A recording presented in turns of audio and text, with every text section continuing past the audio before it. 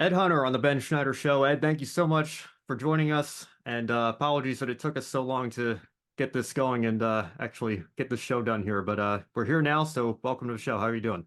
Yeah, I think it was like a year ago that you first brought this up with me, and I was like, "Yeah, let's do it." And then I didn't hear anything, and you obviously had a lot on your plate, Ben. So fair enough. But it's great to thanks for finally coming back to me. And yeah, I'm always very happy to talk about my career, so to speak. I guess, but it's more of a hobby thing that I do for fun for the most part. I think in terms of my motorsport activities, although increasingly I have started doing a bit of sim racing commentary, and I'm being paid for that increasingly, which is good to see. So that certainly helps, especially while looking for a new job at the moment. So it helps have a little bit of steady income coming in.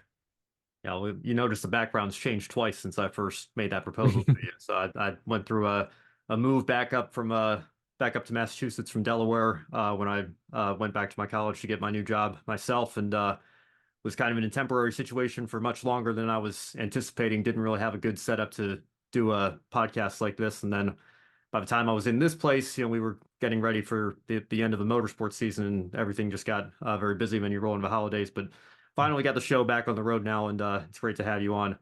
The first thing that I want to talk about is something that's a little bit more of a timely manner, and then we can obviously get into your career and what you do and your passions and everything. But you left a comment on one of my recent videos regarding Logan Sargeant and what It happened was a very after. long comment, wasn't Yes, it? and I appreciate that. I appreciate you, going into full detail and backing up your beliefs with your evidence there and everything. But um, those, I think most people watching this probably are aware, but in case you're not, Alex Albon, Logan Sargent's teammate at Williams, was involved in an accident in a practice session in Australia, totaled his car. Williams didn't have a spare chassis.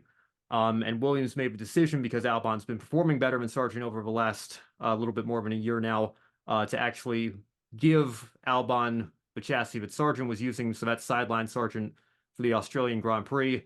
And obviously there's a bit of a national aspect to that as well for Formula One fans here in the United States. Obviously, Ed, you're over in the UK. Um, but I think a lot of people understood the business side of it, but were pretty disappointed, when it comes to the ethics and moral side of the situation there. And I want to be clear and just make sure I clear the air when I said that the situation wasn't worth defending. That was more the angle that I was taking. I understand that Formula One's never been about, the ethics of, what's the right thing to do. It's always been very political. It's always been a business first and foremost. You can go back to Ferrari swapping the cars with Schumacher and Barrichello on the start finish straight in Austria all those years ago. So I certainly understood why the decision was made. I didn't feel like that made the situation something that I had to be happy about, though. So I guess just while we're here, face to face, man to man, I want to give you the opportunity to maybe go into even more detail as to why you maybe thought that the decision was the right move, even though Albon did ultimately come up one spot short of picking up points for Williams that weekend.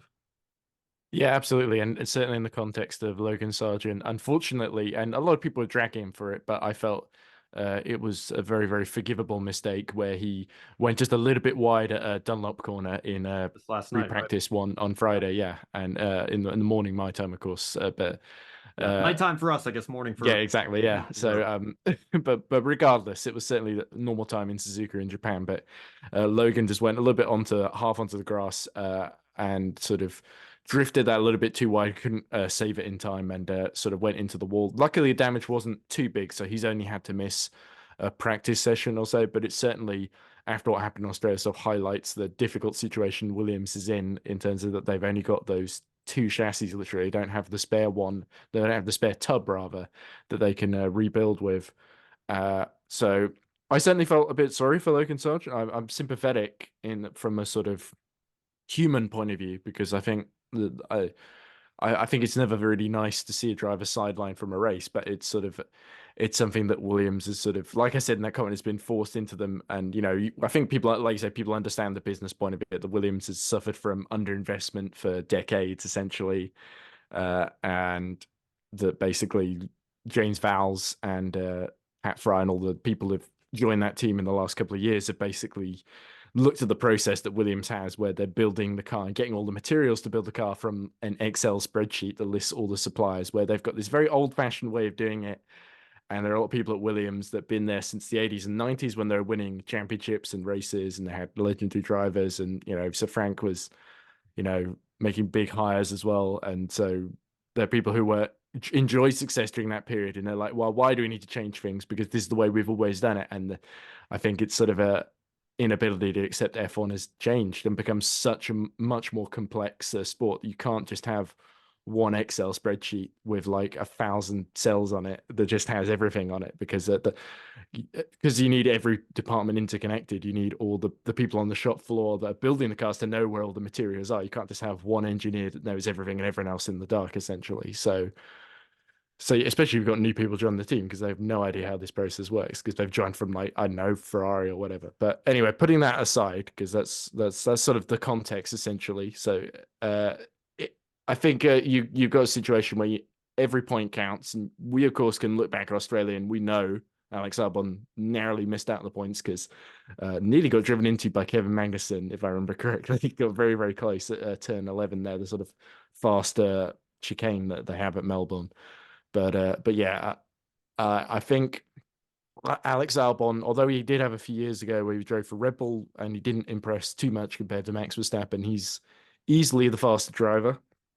And I say that with all respect to Logan Sargeant, because I know being a rookie in Formula One is tough. And with no new drivers this year, he's still effectively the least experienced driver on the grid, essentially.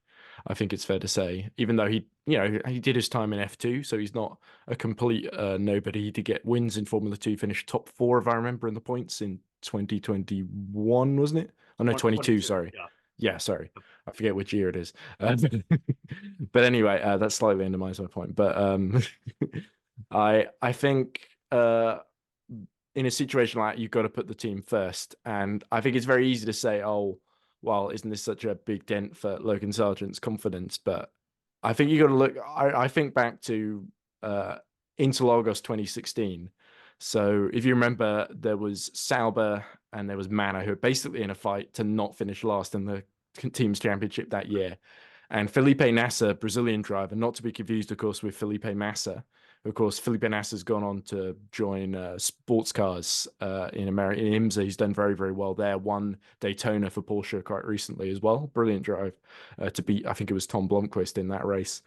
But Felipe Nasser was driving for Sauber, and effectively Sauber were going to do a swap with him and Pascal Wehrlein, who at the time drove for Manor. And of course, we can talk more about Pascal Wehrlein when we talk about Formula E. But essentially, what happened was Felipe Nasser had a brilliant drive in the final, won the final race of the season at Interlagos, finished 9th, got 2 points. So that put them 1 point ahead of Manor. And because of that, because of the Concord agreement that they had in place at the time, Sauber got enough prize money to continue effectively into 2017, whereas Manor didn't. So Felipe Nasser, ironically enough, put himself sort of out of a drive. And that's, I think, a key illustration of just how every point matters, especially when you're near the back of the grid like Williams are, and where you basically need to make these difficult decisions in order to basically survive into next season, or at least have a chance of being more competitive next season, which we know is James Vowell, obviously coming from Mercedes. He's got very, very lofty targets.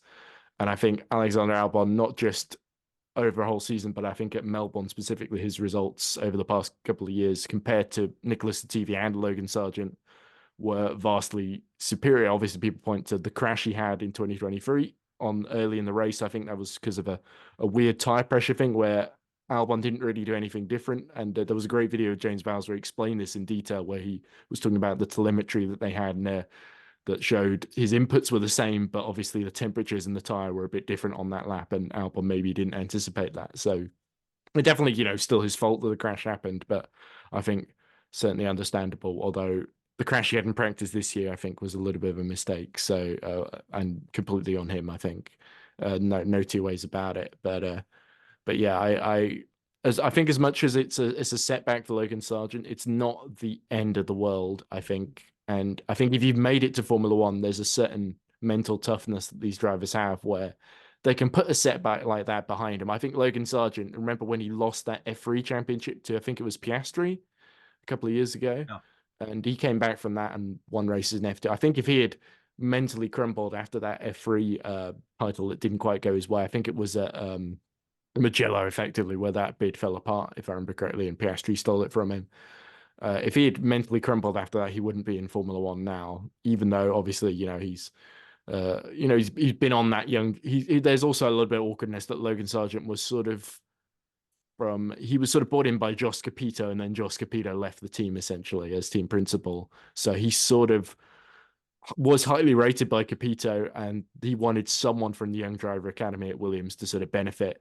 But unfortunately, I don't feel he has quite the same support from James Vowles, because Vowles heaps praise on Albon and is sort of like, well, Logan did okay. We need to think about, and there's even this rumor going around. I'm not sure if it's true or not, but Vowles didn't deny it, that Logan Sargeant is on a race by race contract, I think.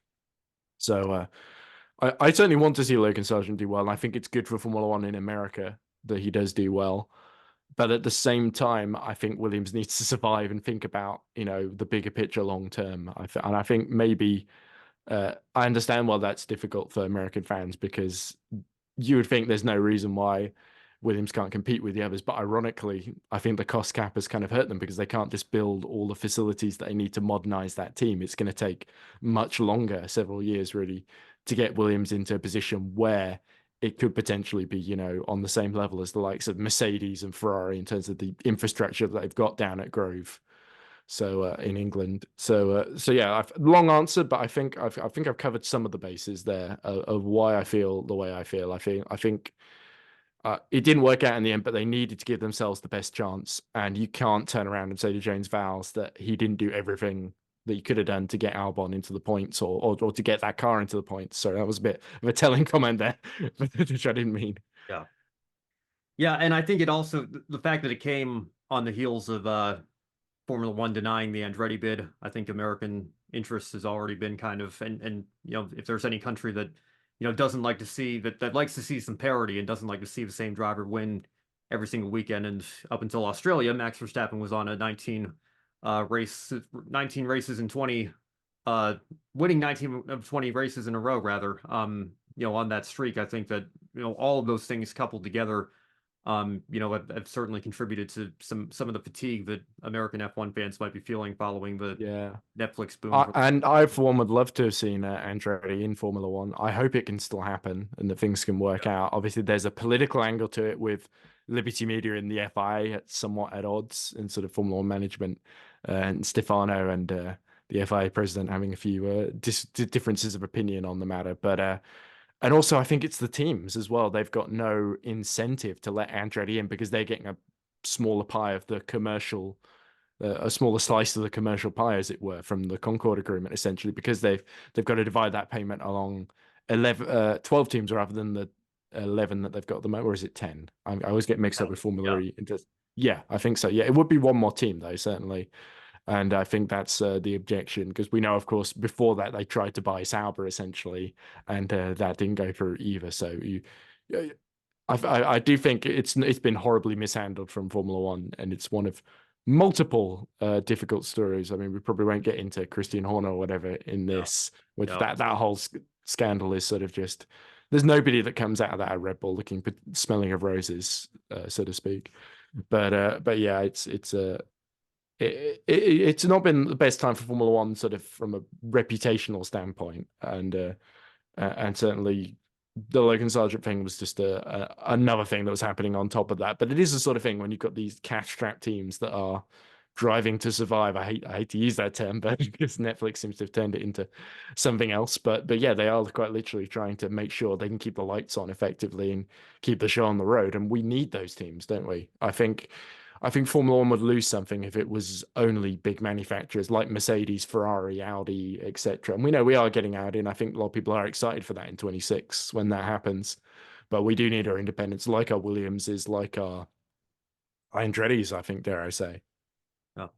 Yeah, well, and of course you can draw it all full circle as well, because the last time we had 11 teams was when Haas came in 2016, and that was ultimately Mannor's last year that they were able to survive. So, again, it's not that I don't see both sides of the equation here. It's just, again, I think that, it certainly, it stings from a driver who, while you can talk about the pace average throughout his career and his time at Williams as Albon's teammate, for him to not be the one that made a mistake that weekend and yet still be the one that had to suffer from the team only bringing two chassis and not having a spare.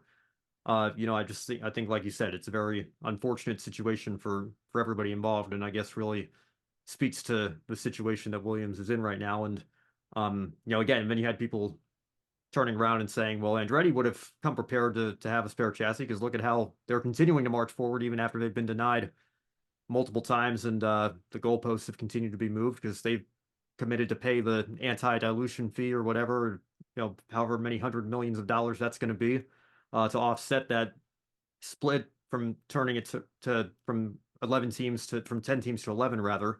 So there's all sorts of different angles that you can attack the situation from, I suppose. But again, just an unfortunate situation, and unfortunate what happened to Logan in FP1 here. Fortunately, it sounds like the chassis is not too extensively damaged this time, and they only had to miss FP2, and hopefully they'll get him back out there. What will be for us here in the States later tonight, for you early this morning, I guess. I might watch the highlights if that's okay with you, Ben. Yeah, for sure. Well, let's move on here. First of all, Ed, I want to ask you a question here. I joined a Facebook group right before I went to the inaugural New York City E-Prix in 2017. Are you part of a group called Formula E Addicts on Facebook? I was one of the admins of that group, but I left a couple of.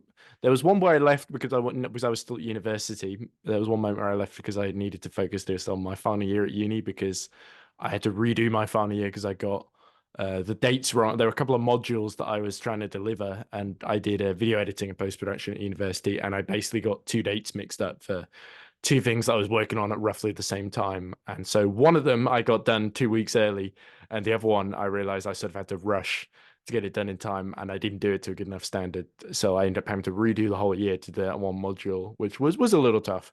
So that was why I really wanted to focus on getting the final year right, so I didn't have to do that again effectively, because it can be a little bit expensive having to do a whole year and getting accommodation as well. But anyway, I won't go too much into that. But yeah, Formula Addicts eventually. I left, and I'm sad to say this, but there was a guy who I won't name who basically owned the group, and I was sort of doing a lot of sessions where I would, be posting news in the group, and I would be, uh, live typing up, well, not live tweeting because that's on Twitter, but on Facebook, you put up a thread, and I'd be commenting throughout the race and trying to get people involved in those, and those were fun. I really liked interacting with other Formula E fans. We were doing it since pretty much the beginning of Formula E in September 2014. And we weren't really affiliated with Formula E at all. We were just a fan group essentially, but we started off, at least, I think, with more fans than more people involved than the official national fan groups that Formula E sort of endorsed and had people sort of set up through Facebook, at least, and through social media. But eventually, with the admin of the group, his behavior wasn't great. He, I I don't want to say he was abusive, but he certainly could have treated me with a bit more respect. And I got the feeling that he was sort of using me and expecting me to do a lot of things that he wouldn't do himself, essentially. And considering it was a volunteer role, I wasn't being paid or anything. There came a point where I just sort of had enough of him. And a lot of the people that I started out with in that group, they left much earlier, and I stayed for about 5 or 6 years in the end, sort of thinking, well, I love interacting with the fans and it's such a good gig. And this guy would tell me things like, basically, whenever I would say something controversial, he basically said, I'm the only one on your side, all these other people hate you, that sort of thing. And it wasn't true, and it sort of ended up being it didn't bring me into a very good place. So I quit. I went cold turkey. I think that guy left since then, but I've never really felt a desire to go back to Formula Addicts Facebook group. I met some good people who I'm still friends with. I had it was sort of what got me into working for Formula E Zone with Jack Giordamano and Jack Pickering, who I think were also members of the group. I think I loved everything apart from the guy who owned and was ultimately my quote unquote boss. Well, he certainly acted like one. And I don't have anything particularly nice to. I mean, he showed me a couple of ropes. I learned a few things. It wasn't all bad, but I think I should have left much earlier than I did, if I'm being completely honest, because it got to a point where I put myself under so much stress, and I sort of had to stop myself and think like, well, what am I doing all this for? It is like I can still do the things that I enjoy with interacting with the Formula E community, but I didn't need to do it as an admin of that group. So I'm in a overall a much better place now, and I advise anyone who is running any, this applies not just to Formula E fan groups but any community online. If you got someone who is acting like they're your master or something like that, and you're doing it for free, you're doing it because you love it, and they're putting you in a horrible position and putting you under pressure, I would say you gotta quite ask them why they're doing that, and you got to ask yourself why you're letting them do that to you. And in my case, I decided to walk away eventually. So yeah, that's the short version of the Formula E Addict story. And I think there were also sister groups. There was Formula One Addicted that was owned by slightly different people, and I think that's still going with a lot of the people who used to be at Formula E Addicts essentially is still there. So yeah, I think there were definitely good things that came out of it, but my recollection was a lot of arguments that I didn't particularly enjoy. Yeah, well, I'll just speak for myself. I'm hardly ever on Facebook these days. That's probably good for you as well. Well, but yeah, but I think something popped up in my memories. I don't know if it was a post I shared in there or something, but when we first the first grid show we did together, I thought your name sounded familiar, and then I went back in my Facebook history and made the connection from there. But on that note, obviously you're a big motorsports fan, race fan, but what was it about Formula E specifically that really sparked that passion to come out for you? Yeah, I think in terms of motorsport in general, I was always into it ever since I was a kid. I think my dad turned on 2002 Brazilian Grand Prix about halfway through, so after all the interesting stuff happened. But despite initially, because I think I'd seen a few rallies before that, and I remember seeing a car wrap around a tree and thinking, "Oh, maybe motorsport's not for me." And then watching that Brazilian Grand Prix, I loved it, and also because I was a child on the autism spectrum, Asperger's syndrome. So seeing Michael Schumacher just win repeatedly, I thought it was a little bit like pro wrestling, where everyone just sort of let Michael win and it was all staged.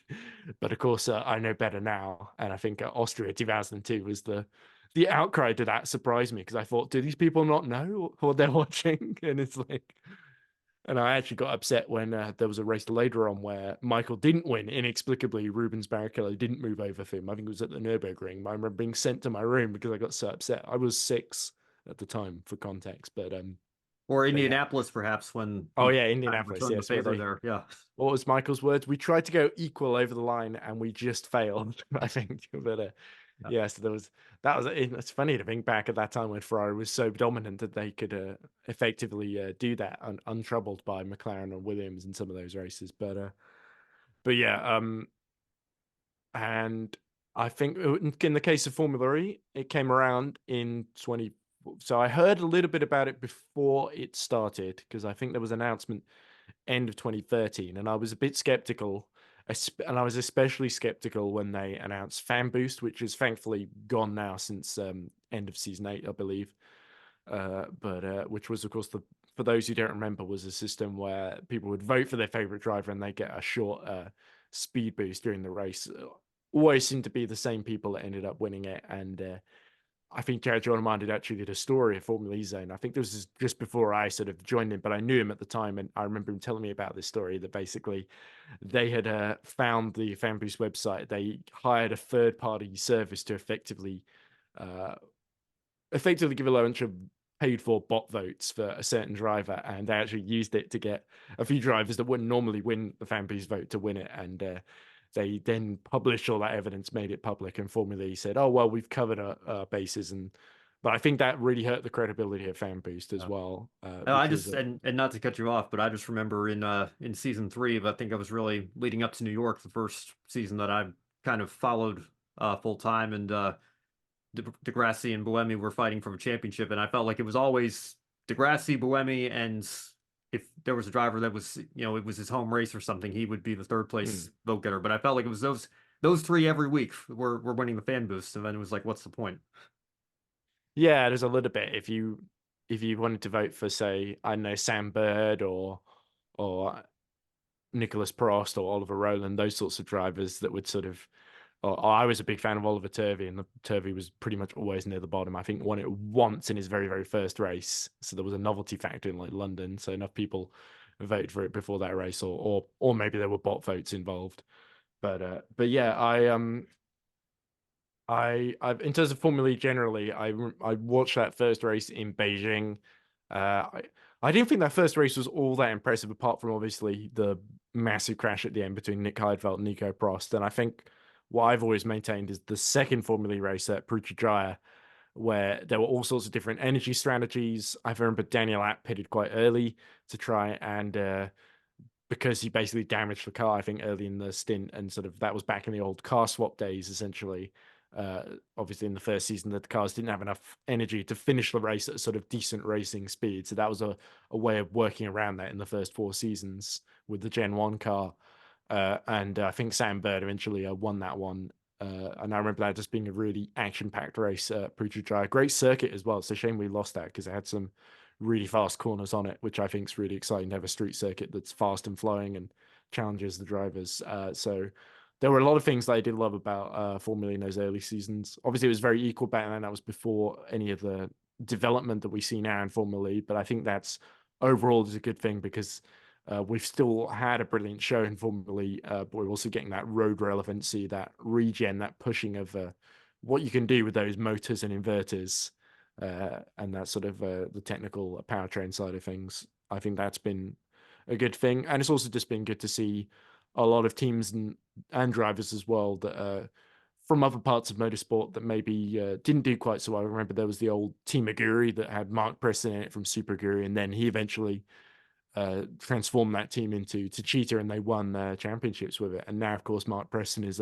coming back with Lola Yamaha in next season as a sort of powertrain supplier in a sort of technical partnership between those two brands, of course. So you do get those sort of underdog stories in Formula E that I don't think you would ever get in Formula One, simply because it was a new championship and all these smaller teams, the independents like your Envision Racing, so of course the reigning teams champions, like your Andretti's, of course, and then your apps and your ERTs, and then you got the smaller weird manufacturers like Mahindra, of course, the Indian manufacturer that's famous for making electric tractors, of course, and they're sort of obviously not doing quite so strongly at the moment, although Mortara had a pretty good race in Tokyo quite recently. And then that's the other aspect of it, these circuits that you wouldn't normally get anywhere else, like London, like Tokyo, like New York, you mentioned earlier, though, of course, that's had to go because of logistical reasons, because I think there's the ferry companies building something there, so they had to move. So you do get those logistical problems that pop up.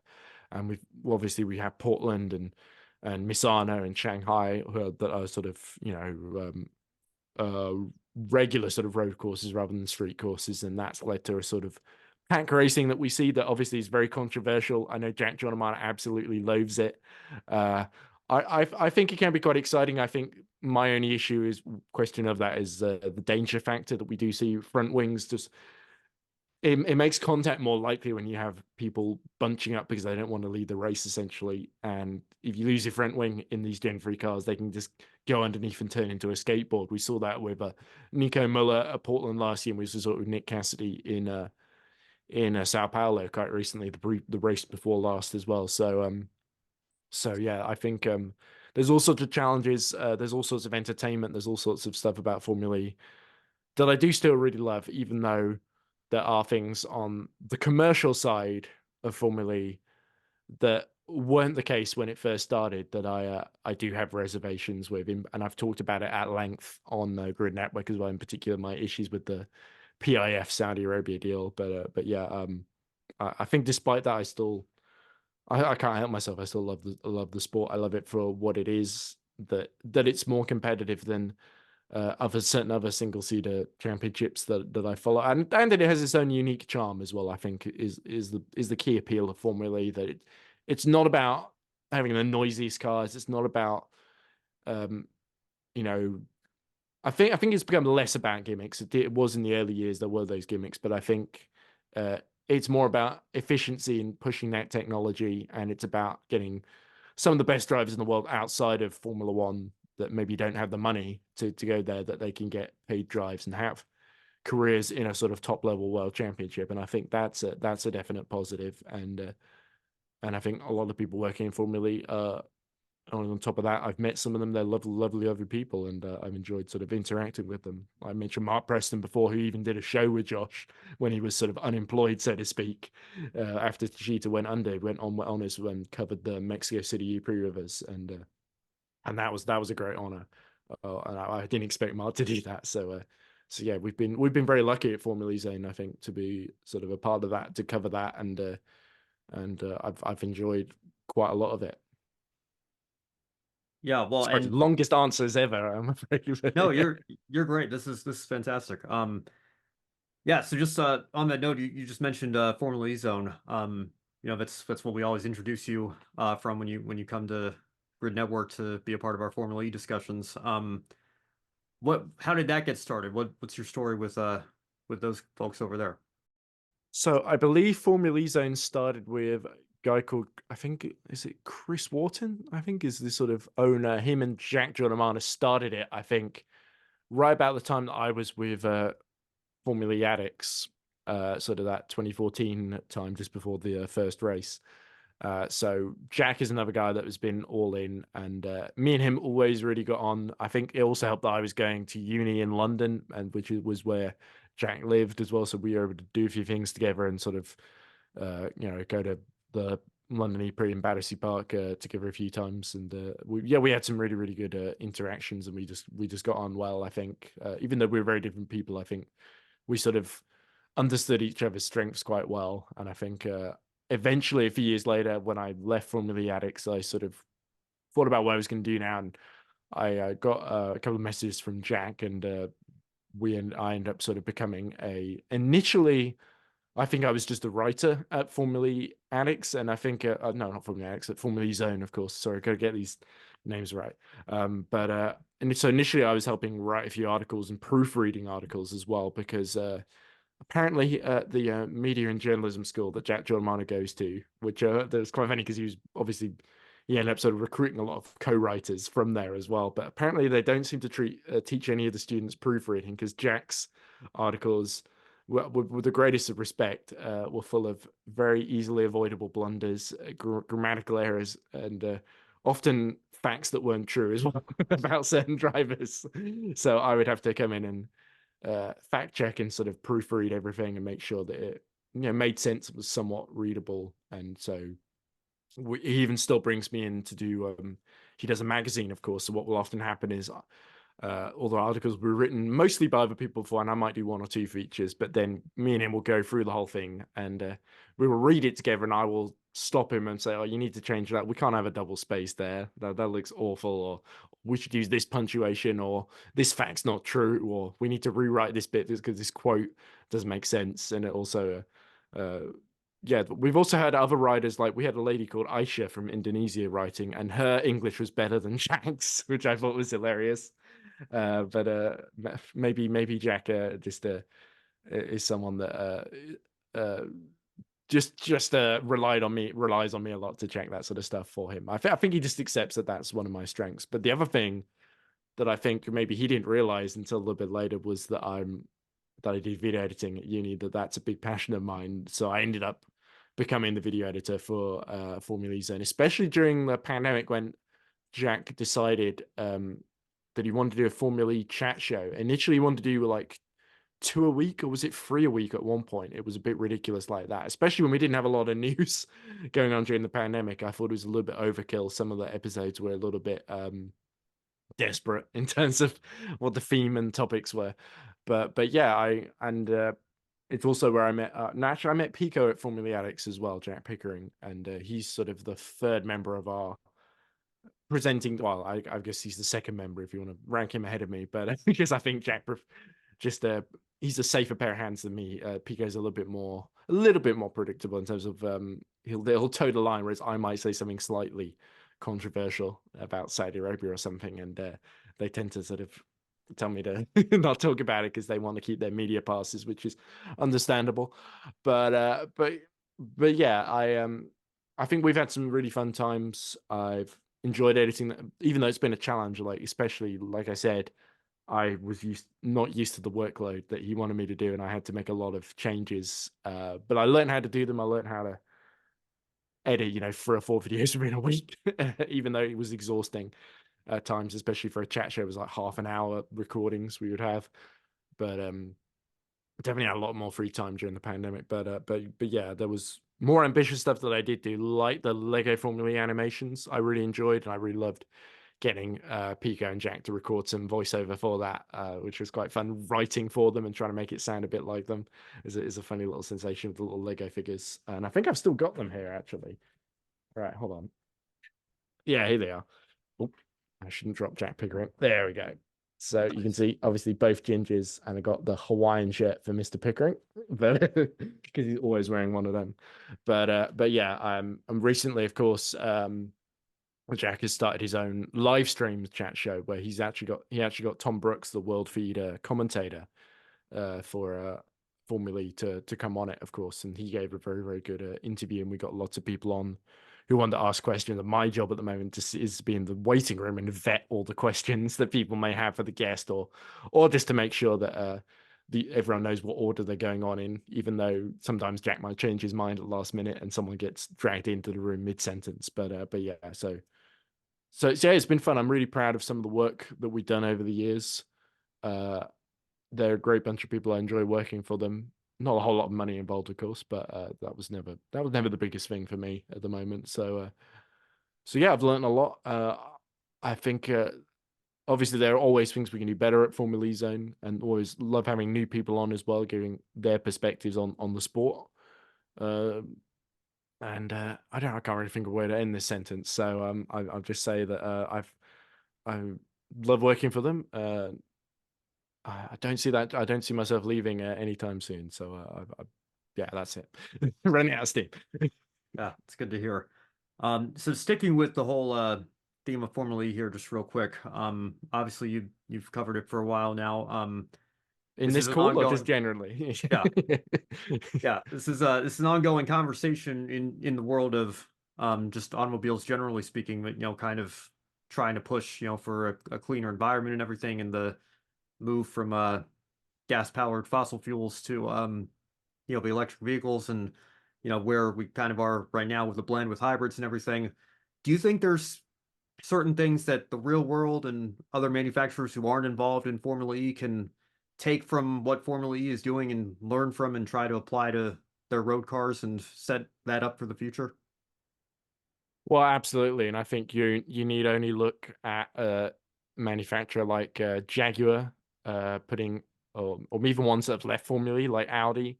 They have their, and I think I've got a little model of it on my desk as well. The car they made. Obviously, this is I think the Hoonigan Ken Block sort of version of the e-tron S1 Quattro, whatever it's called. But a lot of that car, I believe, with its electric powertrains, I think that basically used very, very similar powertrains to the ones that Audi were using when they raced in Formula E in Generation 2, essentially. I might be getting mixed up with their Dakar car, actually.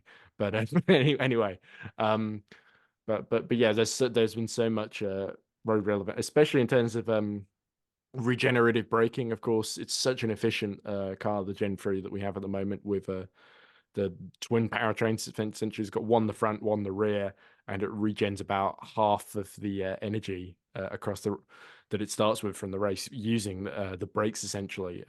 Although I think it's I remember correctly, there's no rear brakes in the Gen 3 Formula E car, which is quite so it's all from the front brakes essentially. And obviously that helps with the rear locking because it's a bit less of an issue with the Gen 3 car. But yeah, it is technologically very very impressive. I think there's a high percentage of the car. I can't remember the exact figure that's made from recycled materials as well in the Gen 3 car, which I think is also important. And I think I'm trying to think of more stats off the top of my head because obviously I haven't prepared any for this interview. But I think there's just so much in terms of the data side of things as well. We got all these part in terms of the software as well. That's another big part of these cars as well in terms of making them as efficient as they are in terms of the torque that's being delivered obviously to the powertrains from the motor. essentially being able to manage that and also not run out of energy at the end of the race, being, like I said, being efficient, knowing so much of it is a math sport. And it's the same in Formula One as well, but it's even more so with these powertrains as well, making sure that you don't overheat the motors and inverters, especially at circuits where temperature can be quite hot as well. So I think there's so many challenges that will help, road cars in terms of that technology being transferred over. I think there's, as much as people were skeptical about it in the beginning, and certainly in the first couple of seasons when we had mostly spec cars, I think the road relevancy was a little bit minimal, maybe with the tires being able to last the entire race. So the all-over tires, I think that was a good thing that Michelin and now Hankook are now doing as well. But with another all-over tire that they've made, although I believe Bridgestone might be doing something a little bit different for the following couple of seasons, because I think they've won the tender for Gen 4, if I'm not mistaken. But yeah, I think that's all that really comes to mind in terms of the road relevancy side of things. Obviously, we got this whole fiasco about fast charging at the moment that's been delayed. It was supposed to be introduced midway through last season, and they're hoping, I think, to introduce it for the next race at Misano, but it still seems a little bit touch and go, whether it's reliable enough and also safe enough, more importantly, for the teams to use. Of course, they've not done quite as much testing with it as I think they would have planned to because of the not being able to get the infrastructure there in time. But yeah, I think the fast charging's probably quite a quite important thing, because that's, again, like we saw when they moved from having two cars per driver per race, essentially. When they moved to one car in Gen 2 with obviously more battery cells at the back, it was a bigger battery that could last longer at a higher kilowatt per hour setting. So I think this is sort of a similar change for that fast charging, and that it changes not only the way that the races play out, obviously reintroducing pit stops that we didn't really have before, but also in terms of showing these sort of relatively fast recharges that can obviously not go the full way in the battery, but I think within about 30 seconds to have significantly more energy to use.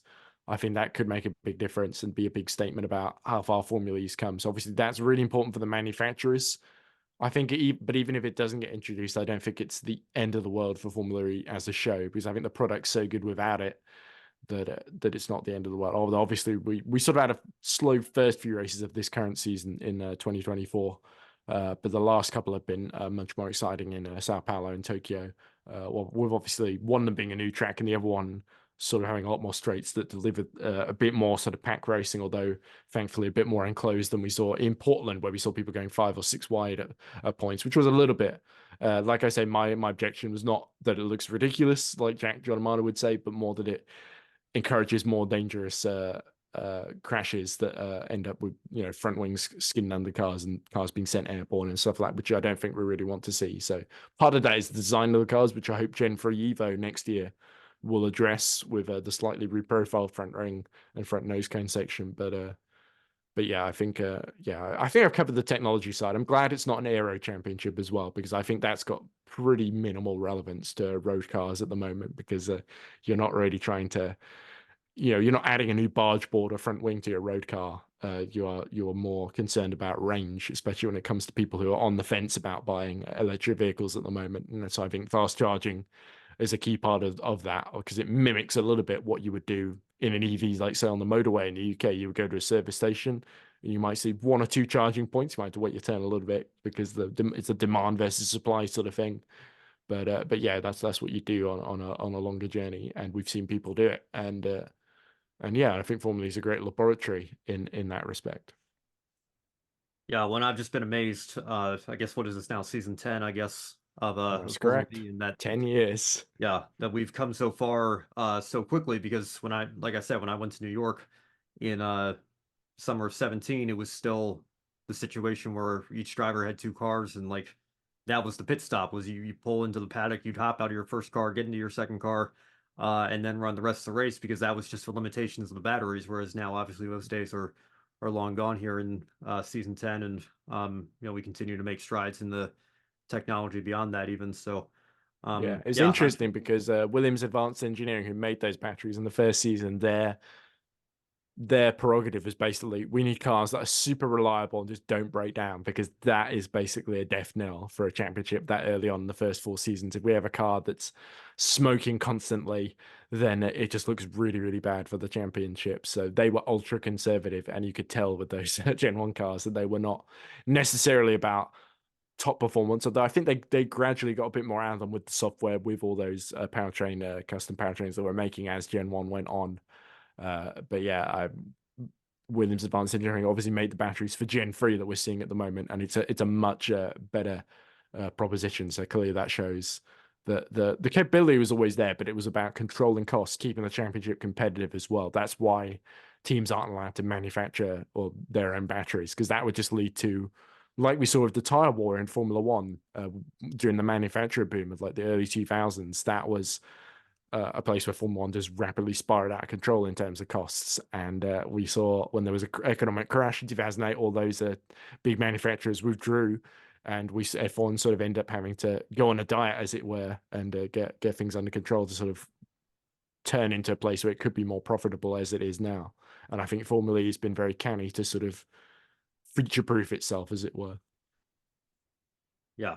Yeah, and I totally agree. And I think that, like I said, the move forward in technology that we see in Formula E gives me hope that what they're trying to do with road cars, that similar results might be attainable in not too distant future. So obviously there's still a lot of waiting and seeing that needs to be done on that front here. I know a lot of people had very ambitious plans and maybe not enough time they're giving themselves to get there, but when you look at what they've done in Formula E in such a short amount of time, maybe there is some sort of blueprint that they can learn from there.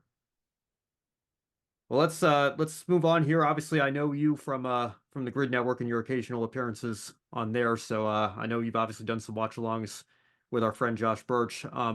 Tell me how your relationship with the Grid team came to be. Was it through Josh coming on around the same time as you made your first appearance, or what was the backstory there? Uh, I think I actually was on Grid Network before Josh, because I think I remember when we had during the pandemic again, during the 6 races in 9 days, I believe it was, formerly sort of crammed in a finale in Berlin.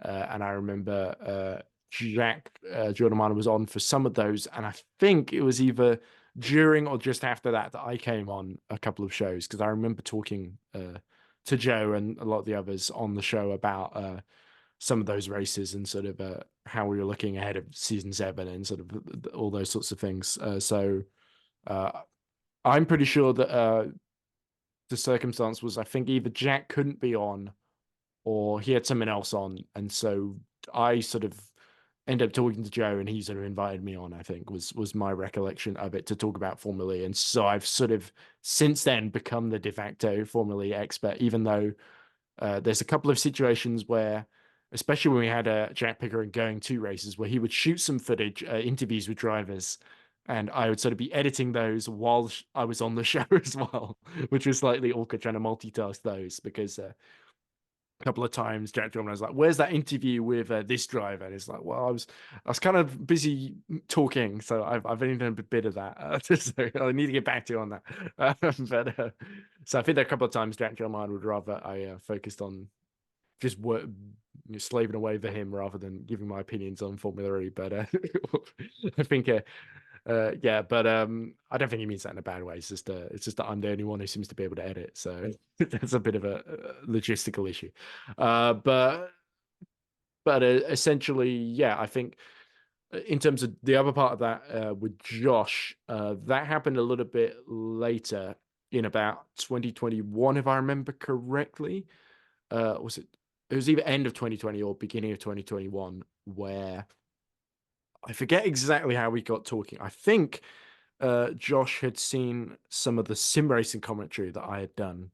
I forget which championship. It was for a very, very small championship, probably one of the ones that I still commentate on. And I was able to sort of rope him into that eventually. But he'd seen me do that, knew I was into Formula E, and sort of was like, "Oh, I need someone to commentate with me on these and be my co-commentator on these, Formula E watch-along streams that I do."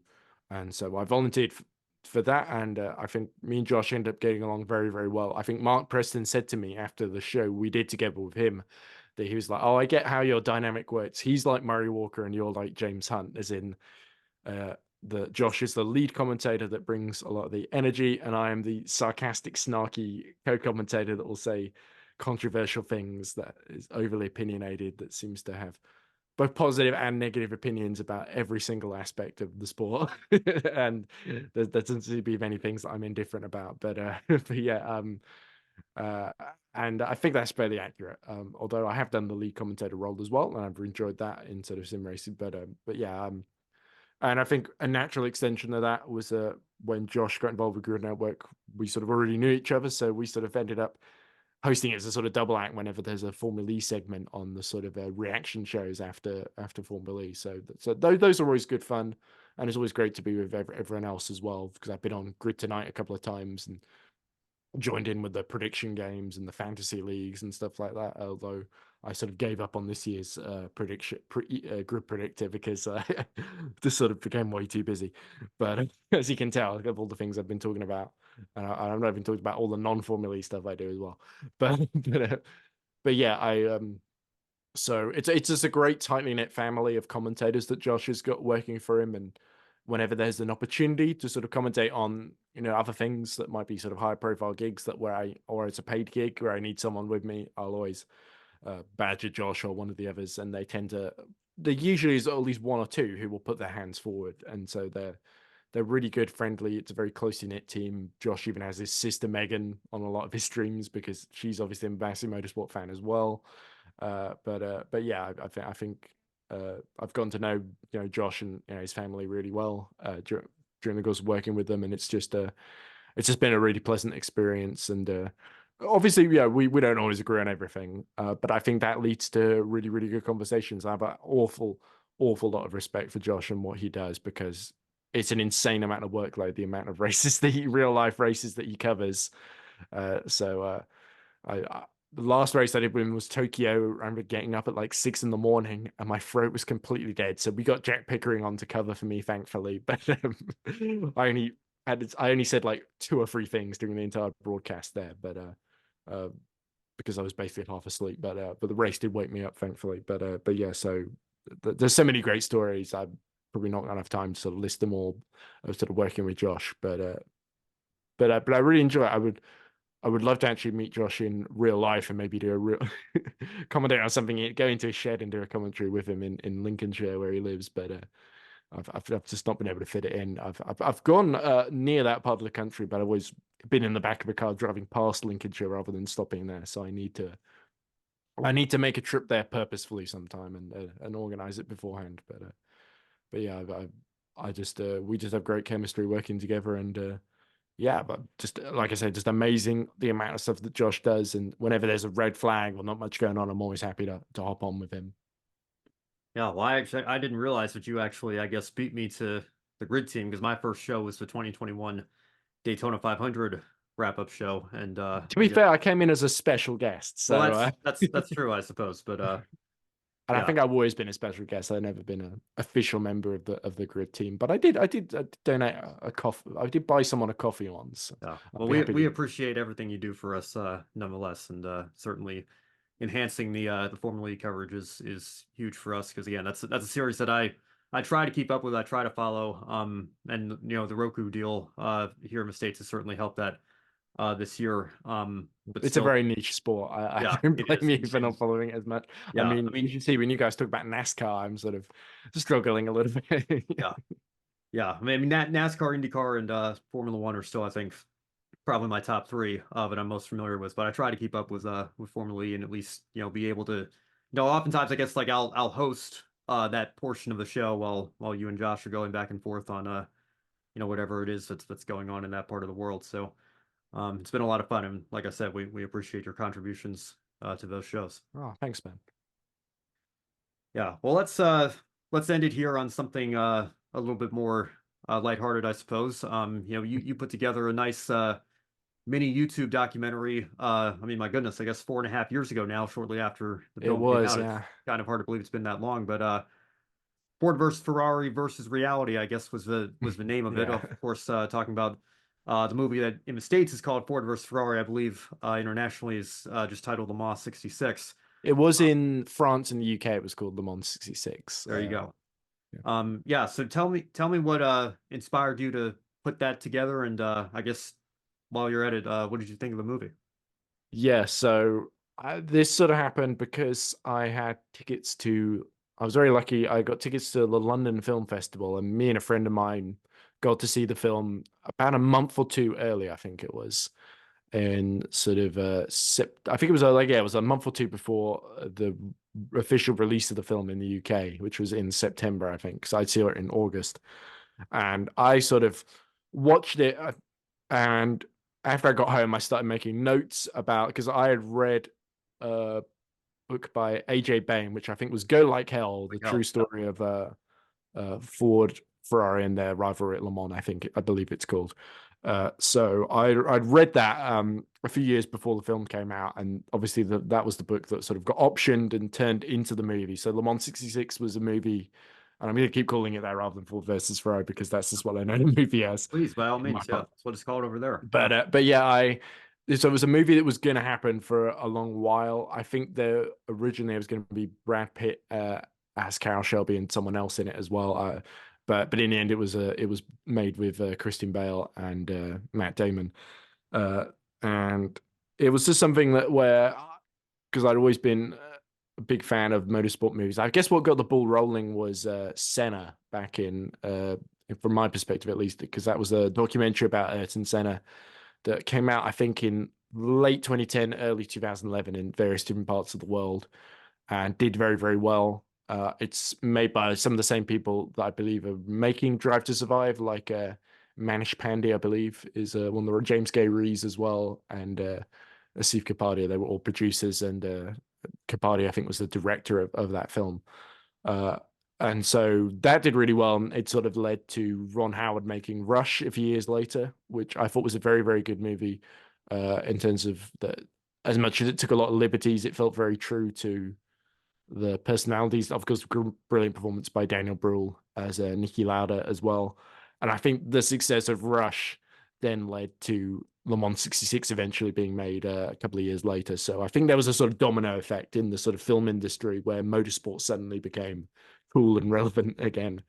And so, yeah, so the Le Mans 66 story, I guess, is one that doesn't not naturally lend itself because it's sort of Ford isn't really an underdog in that story. They're kind of a massive corporate entity that gets spurned, and the real underdog of the movie is, of course, Ken Miles and Carroll Shelby. And it was sort of interesting because Ken Miles, as portrayed by Christian Bale, is this relatively unsung hero. He certainly was in the UK, where he was originally born and became a naturalized American citizen when he moved to the States. I believe Willow Springs in California was a circuit he designed. He helped design that soon after he moved to the States as well. So it's a really nice touch up. That's one of the first racing scenes that we see in the movie is Ken Miles at Willow Springs. And so there was a lot there were a lot of changes from the real life story that I knew that in the movie. The biggest one I would say is a lot of changes to make Leo Beebe look bad. Who's of course the executive of motorsport competition at Ford at the time the movie depicts, of course. And there's lots of other stuff as well. Like I think Ford's first entry at Le Mans is changed to 1965 instead of 1964. So they skipped 64, which was a disaster. And I think that was before Carroll Shelby took control of the GD4. It was still the previous guy, whose name I can't remember off the top of my head, but he was John Wyer. That was it. He was involved at Aston Martin. It was John Wyer that was running them in 1964, and they basically fired John Wyer because John Wyer's stupid British driver doesn't know anything. And then Ken Miles came in and basically told them exactly the same things that were wrong with the team. No, well, not Ken Miles, Carroll Shelby, I mean, but yeah.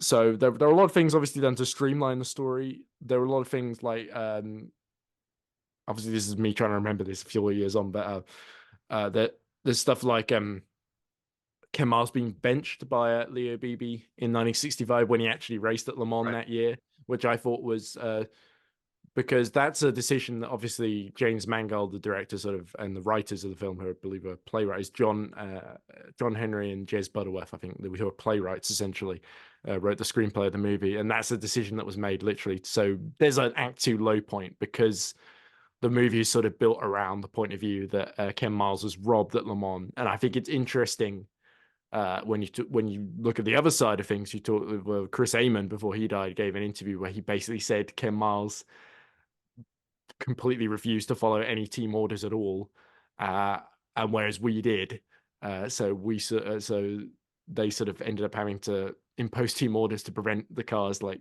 destroying their engines essentially. So it was a interesting upper point of view that the film sort of sides against. Essentially, they sort of say, "Nah, Ken was robbed," which is obviously it's the more romantic sort of angle, and I think there's certainly a case to be made that the team orders were cruel because it sort of put Ken Miles, it sort of dangled victory in front of him, but he couldn't take it without, breaking the sort of agreement, I guess, quote unquote, that he'd been forced to comply with. But in the film, it's presented as a character arc moment where he obeys the team orders and it's him growing as a person. Because early in the movie, he basically doesn't do anything that anyone tells him to do. He will be like throwing wrenches at Carroll Shelby and stuff like that whenever he tries to get him in line and stuff like that, and he ends up being his own worst enemy and getting in his way. So so there's a lot of Hollywood stuff in there, but I think there was a lot of stuff that I did actually like. And I remember I got a comment immediately after I posted the video. Funnily enough, James Mangold, the director of the film, came across it and then sent me a DM where he basically,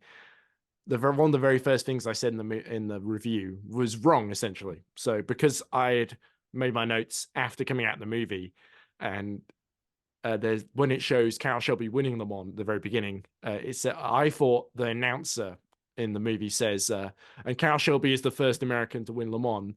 But what he actually says in the movie is an American wins Le Mans. Right. So because obviously a 2-hour movie, I'd forgotten that by the point I left the theater. So Mangold reminded me, and I currently edited something together. So you can, if you watch back that video, you notice my voice when I do that bit is completely different and croakier because that's done much later than the rest of the video. But yeah, I didn't hear back from Mangold after that, but I hope he liked it. I did actually cheekily ask, oh, could we put this on the DVD as a special feature or something? And he's like, nah, we already got enough.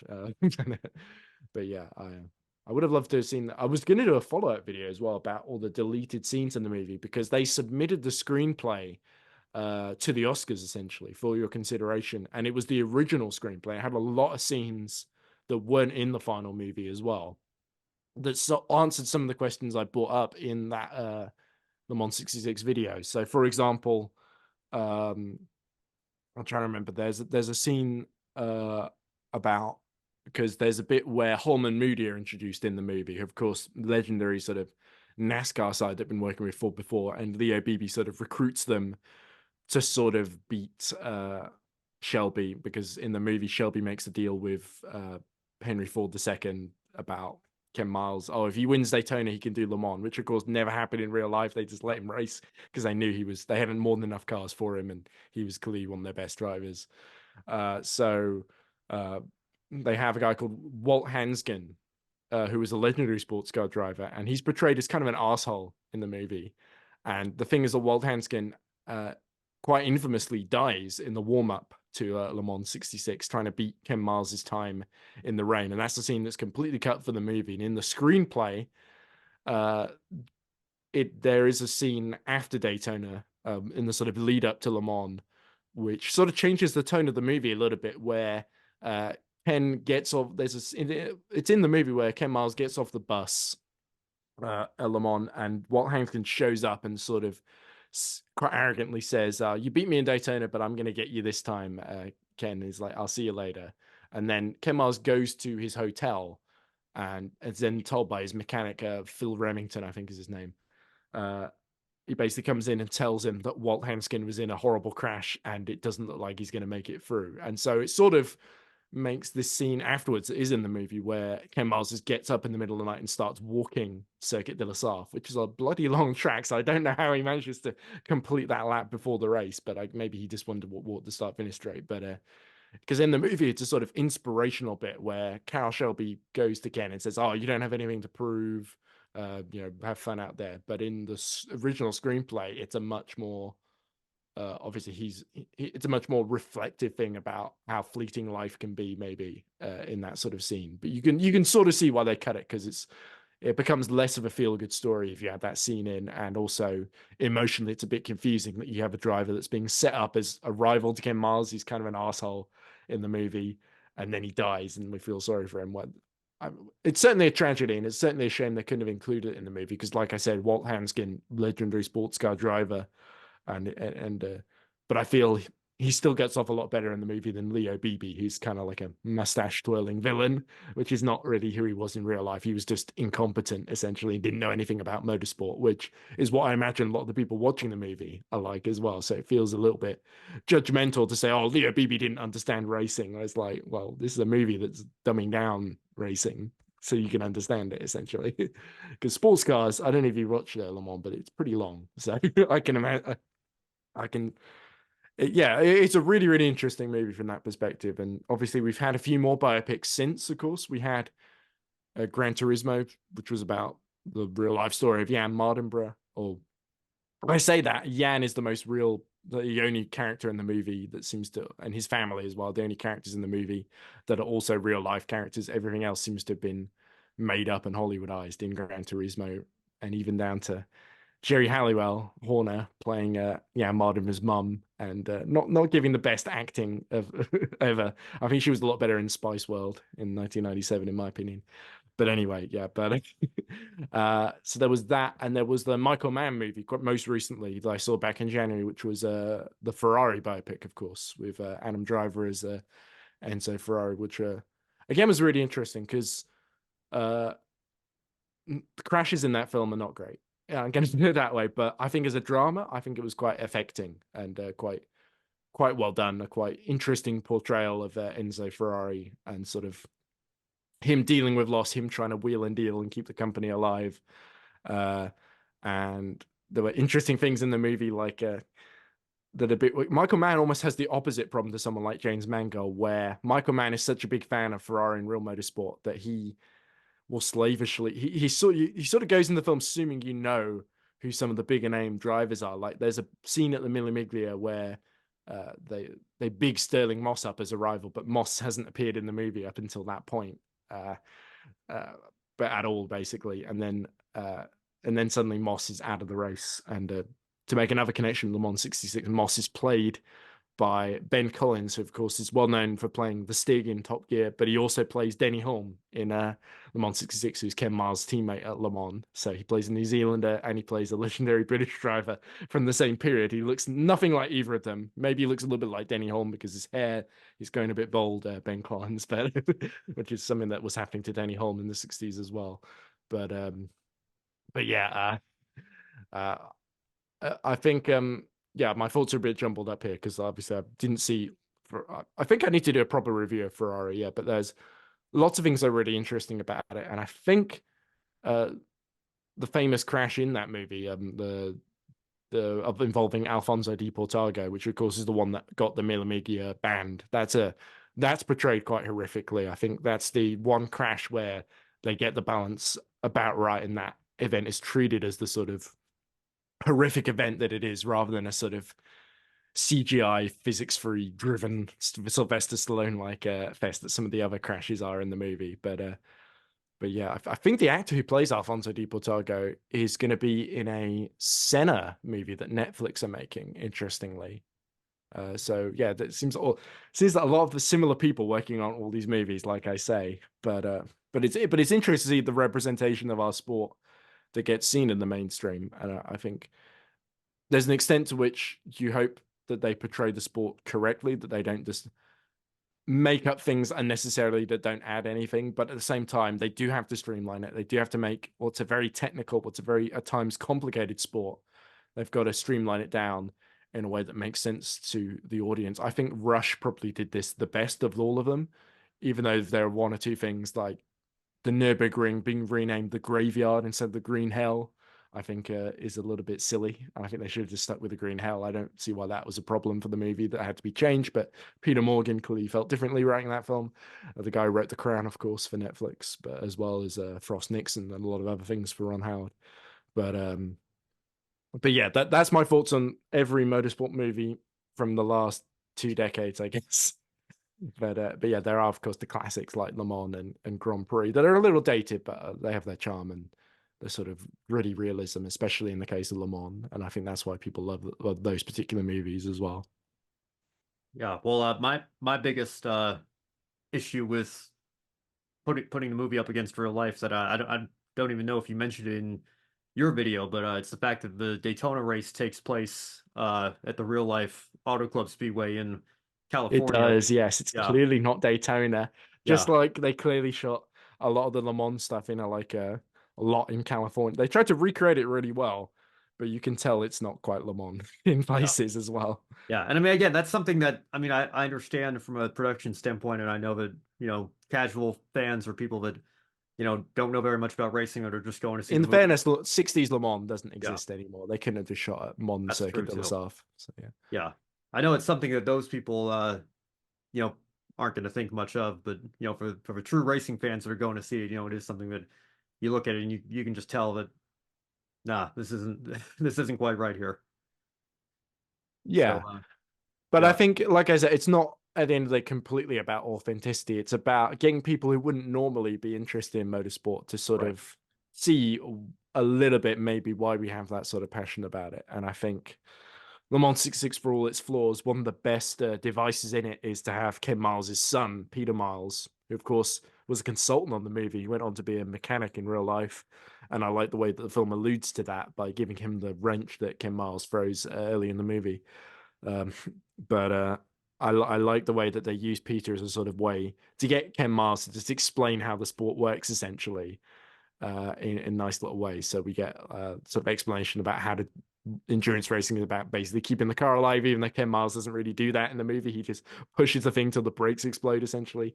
And I like these sort of things like getting that old track map that Peter's created, and Ken will sort of talk through it, how he drives each corner, essentially, and sort of his ambition to do the perfect lap. I think as much as that's Hollywoodized, it's sort of presenting some, like I said, something that most people would normally just drift off and fall asleep at in a way that's more accessible to them, in a way that they can sort of understand and relate to, even if occasionally where I do take issue with it is where they villainize people who were not villains in real life and maybe deserve a slightly fairer hit, or at least a sort of scene where you can see where they're coming from, maybe, because otherwise you get like Leo Beebe just being motivated by, he's just in the movie, he's just a massive dickhead out of spite, whereas in real life, like I said, he just didn't really know what he was doing and he just made mistakes, which I think is a much more human and relatable sort of story. But obviously filmmakers have their angle, and I think to an extent that's fine. It's just we need to be careful how we portray real life people, because some of their families are still around as well, and also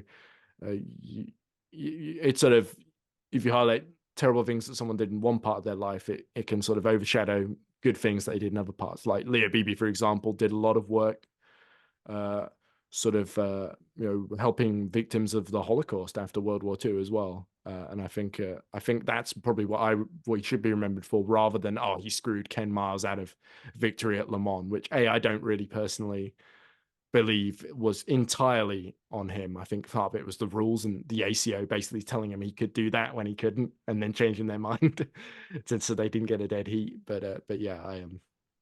I think I am pretty proud of that video, because I had to do it in a very, very compressed time frame of a month, and there are things that I get wrong in there. I think there's a bit where I talk about a company I think called Aeroneutronic, and I think I call them the wrong name in that movie. I think I'd say Aerodynamic or something like that, and that's the name of the computer company that Ford were using to sort of get data out of the car. And that's a part of the story that is actually true, that Shelby ripped that thing out and said, right, let's just put string on the car and see how the aero is doing. So it was a much more belt and braces, back to basics approach that Ford wouldn't necessarily afford of on their own, that Shelby sort of brought to that operation. And I think that's a fair and accurate, that's the sort of thing where there's an element of real life to it. As much as the car development of GD40 is greatly simplified in that movie, I think there's enough in there that's real, that I think people can understand and sort of instantly get when they see it on screen. And I think that's the beauty of cinema sometimes. Yeah, well, I certainly am a huge fan of the movie myself. I've seen it multiple times since it came out, and again, there are a couple of things that you can nitpick here and there, in terms of liberties that Hollywood took in creating the film. The Yeah, only thing I would take issue is the trope of, oh, press a little bit more on the throttle down the Mulsanne straight. That was all Ken Miles needed to do to beat Lorenzo Bandini and make the Ferrari's engine explode. It's just like, why are you not pressing full throttle down the straight? That makes no sense to me. And I think Rush actually does a great job of making fun of that trope as well, of like, oh, they're always having an extra gear, where they bring in the real life detail of James Hunt breaking the top of the gear lever and then sort of the gear leader digging into his glove and making his hand bleed during the race, which is a very gritty detail, but I believe that actually happened to James Hunt in international trophy at Silverstone one year when he was driving for Hesketh. So I like that detail is in that movie to sort of make fun of that trope where these drivers are able to push their cars and always find an extra gear that fails him at that moment there. So I like it when a motorsport movie can sort of subvert some of those tropes as well. thank you so much for joining me, Ed. And like I said again, I know it took a little bit longer than we hoped to put this together, but I've really enjoyed Well, our I had a lot to conversation. say. You gave me a lot of Yes. time to think about it. So And yeah, I mean, we appreciate that and appreciate what you do for Grid and hope to see you on one of those shows again sometime soon talking Formula E again. yeah, no problems. It's been a pleasure, Ben. You have a good evening. Thank you.